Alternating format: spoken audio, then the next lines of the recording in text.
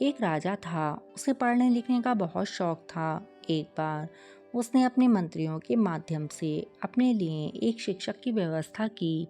शिक्षक राजा को पढ़ाने रोज आने लगा, लेकिन कई महीने हो गए राजा को शिक्षा ग्रहण करते हुए।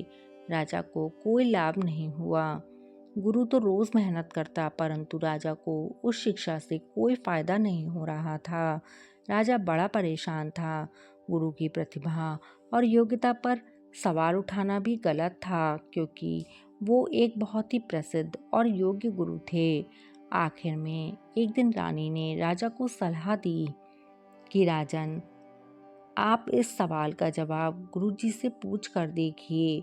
राजा ने एक दिन हिम्मत करके गुरुजी के सामने अपनी जिज्ञासा रखी।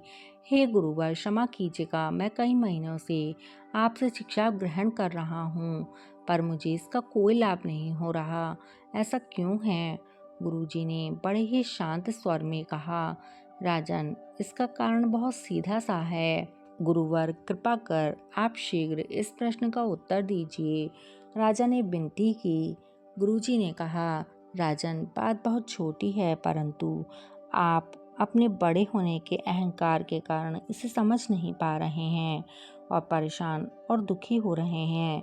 माना कि आप एक बहुत बड़े राजा हैं, आप हर दृष्टि से मुझसे पद और प्रतिष्ठा में बड़े हैं, परंतु यहाँ पर आपका और मेरा रिश्ता एक गुरु और शिष्य का है।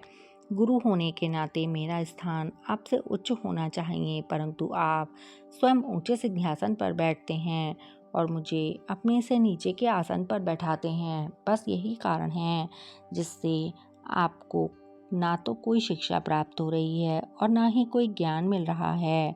आपके राजा होने के कारण मैं आपसे ये बात नहीं कह पा रहा था। कल से अगर आप मुझे ऊंचे आसन पर बिठाएं और स्वयं नीचे बैठें, तो कोई कारण नहीं कि आप शिक्षा प्राप्त ना कर पाएं।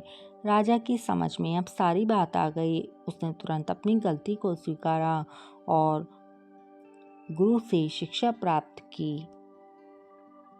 मित्रों, इस छोटी सी कहानी का यही सार है कि हमें रिश्ते, नाते, पद, धन, वैभव किसी में कितने ही बड़े ही क्यों ना हों, हमें अपने गुरु को हमेशा उचित ही स्थान देना चाहिए।